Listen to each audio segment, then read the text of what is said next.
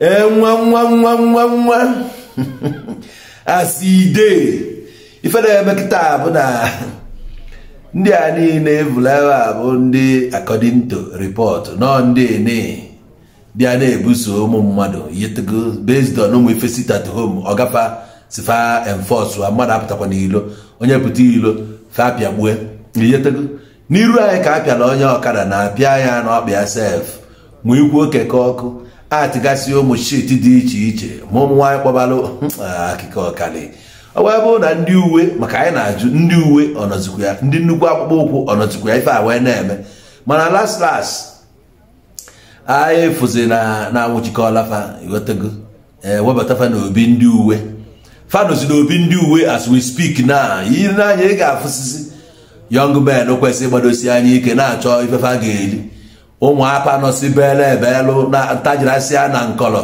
agụụ na ebe a nọ na-eti faji emebe nke a mebe nke ọzọ onwekwa nke chọrọ idonye iru ụmụ anụmanụ jisiri abroad zuo kesịa ụmụ idiot ma ndị agụụ ji since 20 years afụbeghara n'Igbo ha na-eji nja n'ebe ụnụ kwanyelụ ndị nke a kịta aka ejidego ndị a fa ga-ejebezi kọt ọ bụrụ na fa lue na kọt fa ga decide ya yetego ife didi ya ịgbapụzi owe obodo oyibo esisi gbalisi abe nna gị na onye ọbụla na-akpọ n'ụlọ ya anyị afụgo ka o si wee dị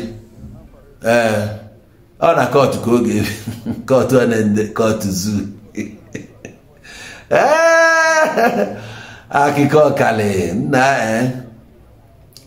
ebe mere ejidego ndị a bụ na ejidego fa etego fa jekwa na eti isikwa okwu ọnụ akwụkwọ alụfa nekwa n'ụndala iwu ma ọ na unu metere ya ụzọ ife bụ ofu ka a ga-ewe ịda na-agwa anyị na imetere ya ọ na-edala iwu ndị ga-akọwalụ ebe ọ bụ na nke anyị kwuru ada aba udo dị nwanne m shọ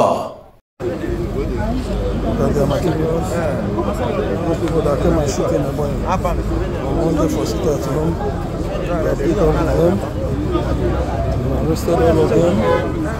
We went to their camp and beat them all. See them. They are now parading. But they are materials. Most people that came and shoot in the morning. On Monday for sit at home.